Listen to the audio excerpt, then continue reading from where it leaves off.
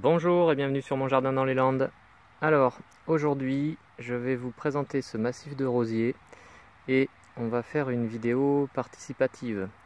Je vais donc vous demander votre avis, je vais vous montrer. J'ai un peu honte de ce que je vais vous présenter, mais bon, c'est pour les besoins de la vidéo et puis je me suis laissé un petit peu aller. Donc voilà, je vous montre ce massif de rosiers. Ce sont des rosiers, vous voyez, un petit peu ici, rosiers paysagers. Là, ici, j'avais mis d'autres rosiers, des petits rosiers buissons, voilà, qui redémarrent sous les herbes. Et puis ici d'autres, voilà, il y en a tout le long, en fait, de la bordure de la piscine. Voilà, il y en a là, partout, voilà, et c'est envahi d'herbe.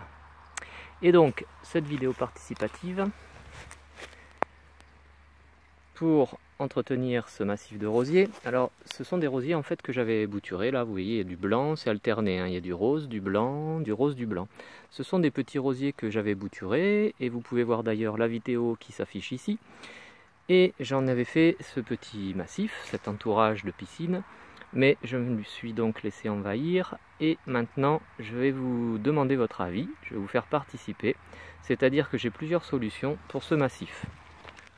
Alors voilà, donc je vous propose plusieurs solutions et c'est vous qui allez voter en mettant dans les commentaires le numéro que vous préférez. Alors le numéro 1 ce sera en fait un désherbage manuel et on cède en même temps du désherbeur thermique. Donc on laisse le sol comme ça, bien entendu il va falloir que je désherbe à la main toutes les mauvaises herbes, enfin toutes les adventices qui ont poussé.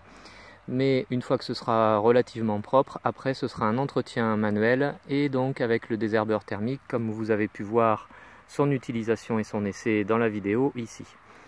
Voilà, ça c'est la première solution, donc vous pouvez mettre un petit 1 dans les commentaires. Et puis en petit 2, je vous propose une solution qui est plutôt d'utiliser un paillage organique et je préférerais plutôt utiliser des copeaux de bois.